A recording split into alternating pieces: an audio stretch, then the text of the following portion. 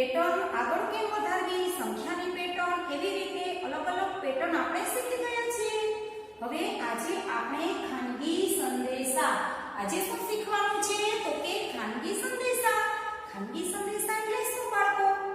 કે તમે ક્યારેક અંદરો એકાબીજા ફ્રેન્ડ અથવા તો મિત્ર હોય તમારા, તો એના કાનમાં વાત કરવા જાઓ છો ને, કે બીજો કોઈ બાળક હોય તો સાંભળી ના જાય, અથવા તો મમ્મીના કાનમાં વાત કહેતા હો તમે, તો આમ કરીને વાત કરો છો ને, એ ખાનગી સંદેશા. અથવા તો કોઈ બીજી ભાષામાં બોલીને, કોઈ ચમની બોલીમાં કહો અથવા કખબ આગળ કરી અને તમારી જે વાત છે એની વચ્ચે મૂકો છો, એને શું કહેવાય તો કે ખાનગી સંદેશા. તો આજે આપણે ખાનગી સંદેશાઓ વિશે ભણવાના છીએ. તો ચાલો બાળકો બોર્ડમાં ધ્યાન આપજો. તમારી ગણિત બુકમાં પણ આપેલું છે.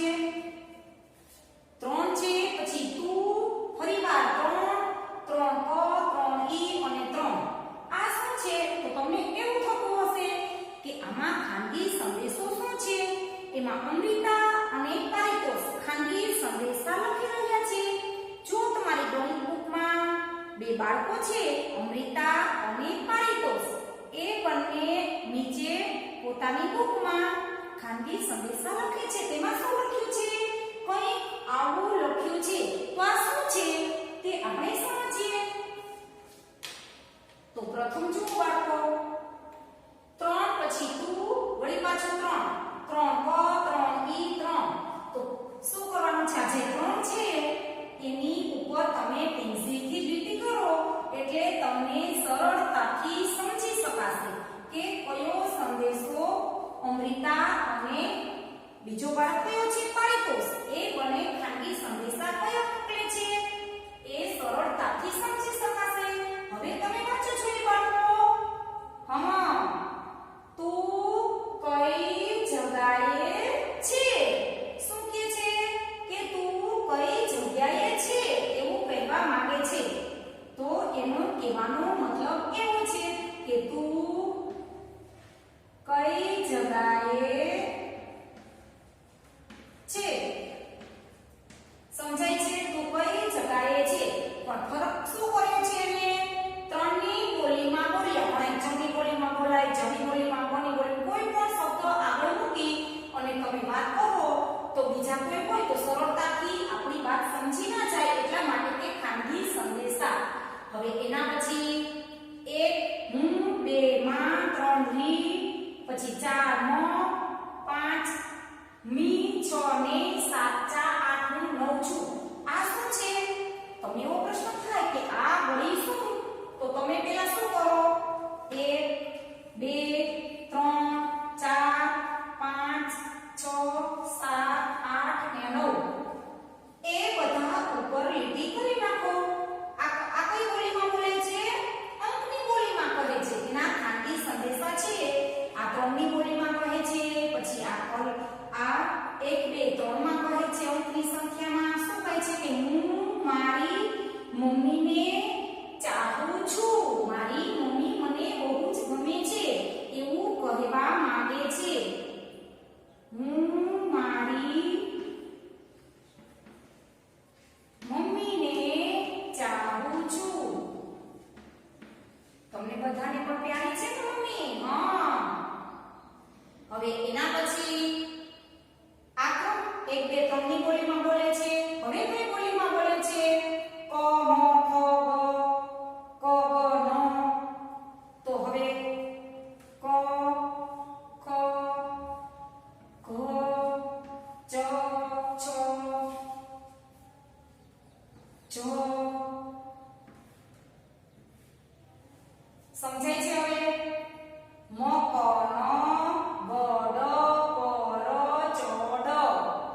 મકન છે તેને કહે છે કે ગડ પ ચ ડ. મકન ગડ પ ચ ડ કાના માત્ર વગરના શબ્દ. મકન ગડ પ ર ચ ડ. તમે પણ કોઈ પણ ખાનગી સંદેશા તમે તમારી રીતે બનાવી શકો છો. કોઈનો ને મ ક ન ગ ડ પછી પ ર ચ ડ. સમજાય છે? હવે એના પછી નીચે જુઓ કે હવે તમે પણ તમારી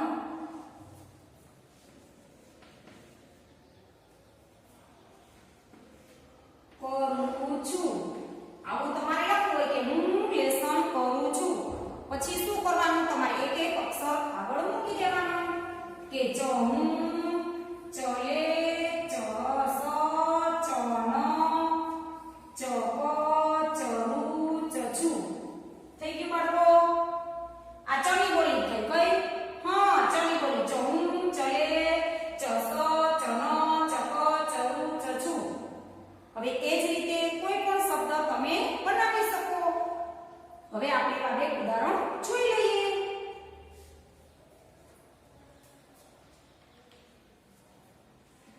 મને તારા ગમે છે મને તારા ગમે છે તો તમે કોની બોલીમાં લખો પ મ કોને કોતા કોરા કોબો કોમે કો છે સમજાય છે આ જે જો અને કો આ જે પેલા અક્ષર ઉપર તમે લીટા કરી નાખો એટલે તમારો શબ્દ તમને મળી જાય આ ચડી બોલી આ કોની બોલી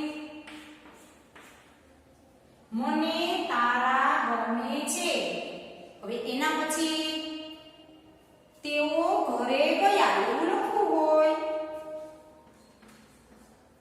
તેઓ ઘરે ગયા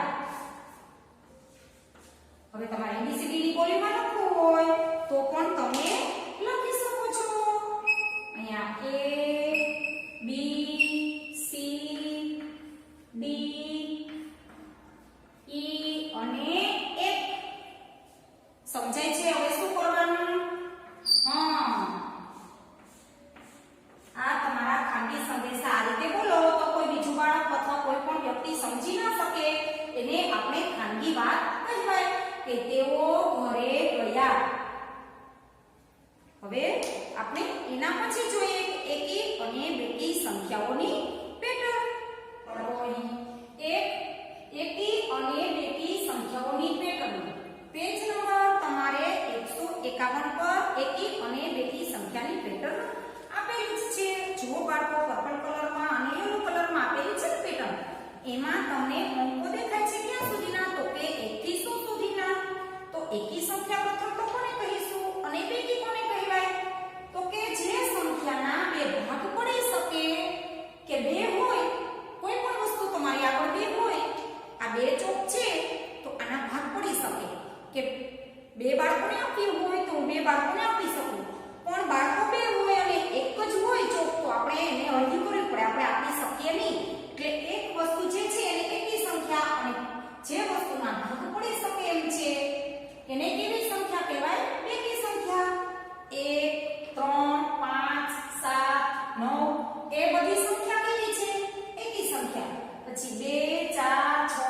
8 10 આ બધી સંખ્યા કેવી છે બેકી સંખ્યા સમજાય છે બાળકો બે ના અડધા કરવા હોય તો એક એક થાય 4 ના અડધા આપણે કરીએ તો બે બે થાય 6 ના અડધા 3 3 8 ના અડધા કરો તો 4 4 એવી રીતે બેકી સંખ્યા છે તમને આગળના ચેપ્ટરમાં ભાગાકાર આવશે ત્યારે પણ તમને સમજાશે કે બેકી રકમ હોય તો એકી સંખ્યા સાથે ભાગ ના ચાલે એકી ને એકી સાથે ભાગ ચાલે એવી રીતના આવશે પણ હજી આપણે પાછળના લેક્ચરમાં જોશું તો અહીં એકી અને બેકી સંખ્યાઓની સમજૂતી છે જે યલો કલરમાં આપેલી છે એ બધી જ સંખ્યા કેવી છે તો કે બેકી સંખ્યા બેકી સંખ્યામાં આગળ વધવું હોય આપણે તો 2 12 22 2 4 6 8 10 12 14 16 18 20 તમને અંકોમાં કહે કે બેકી સંખ્યા લખો તો તમે અનંત સુધી લખી શકો છો બેકી સંખ્યા જ તમારે લખવાની એમાં પછી 17 15 13 એવી બેકી સંખ્યામાં આવે નહીં અને જો એકી સંખ્યા લખવાની કહે તો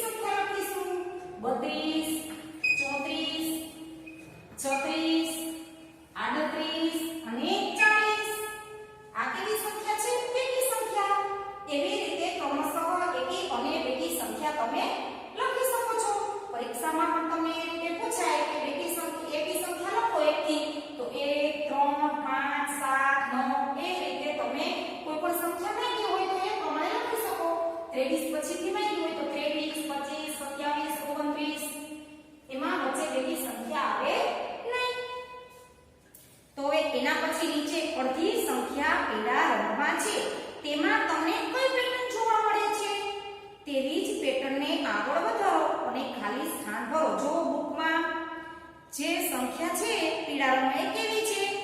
હા, વેરી ગુડ, બેકી સંખ્યા છે. આ પીળા રંગની જે સંખ્યા છે એ કેવી સંખ્યા છે? તો કે બેકી સંખ્યા છે. 2, 12, 22, 33, 52, 52, 72, 82 અને 92 એ બધી સંખ્યા કેવી છે? તો કે બેકી સંખ્યા છે. નીચે એક ઉદાહરણ પણ આપેલું છે. એમાં ઉદાહરણ તમારી બુકમાં પણ આપેલું છે. 96, 98, પછી શું આવે?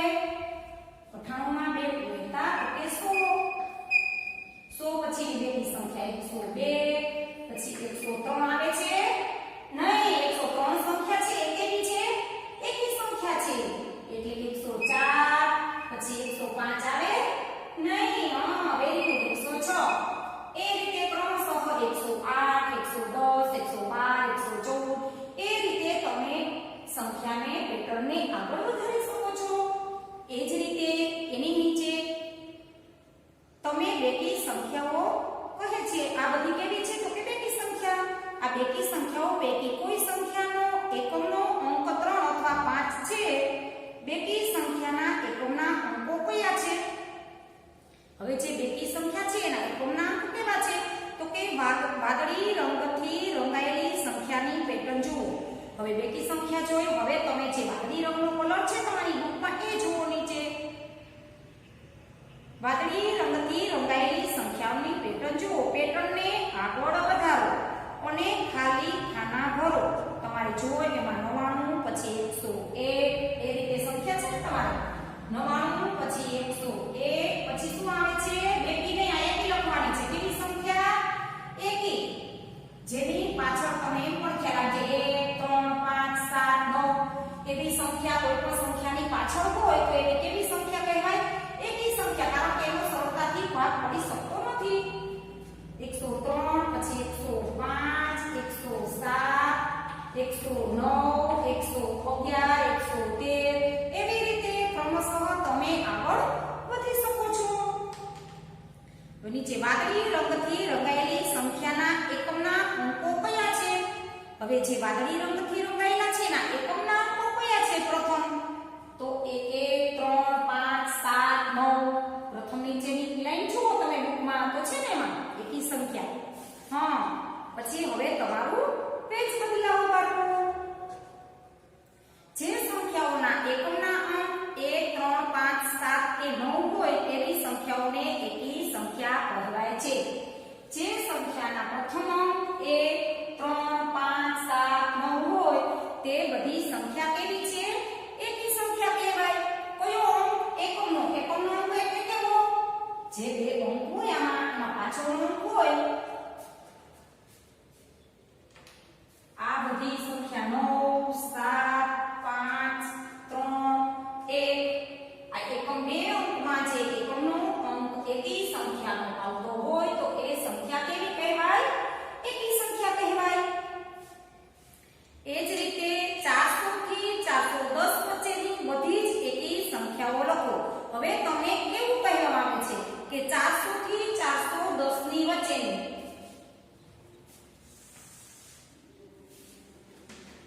400 થી 410 ની વચ્ચેની સંખ્યા કઈ માંગી છે આપણી પાસે? તો કે બધી જ એકી સંખ્યાઓ લખો. તો એકી સંખ્યામાં કયો આવશે એકમનો? 1 થી ચાલુ થશે. તો 401 પછી 403 પછી 400 કેટલા?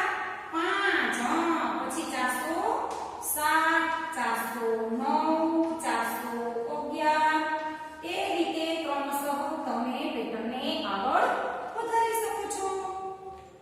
હવે આના પછી જોઈએ. હવે એના પછી 155 થી 165 વચ્ચે બધી જ બેકી સંખ્યાઓ લખો. તો 155 પછી બેકી સંખ્યા કઈ આવે? તો કે 56, 58, 160, 62, 64 એવી રીતે 68 એવી રીતે 70, 72, 74, 76, 78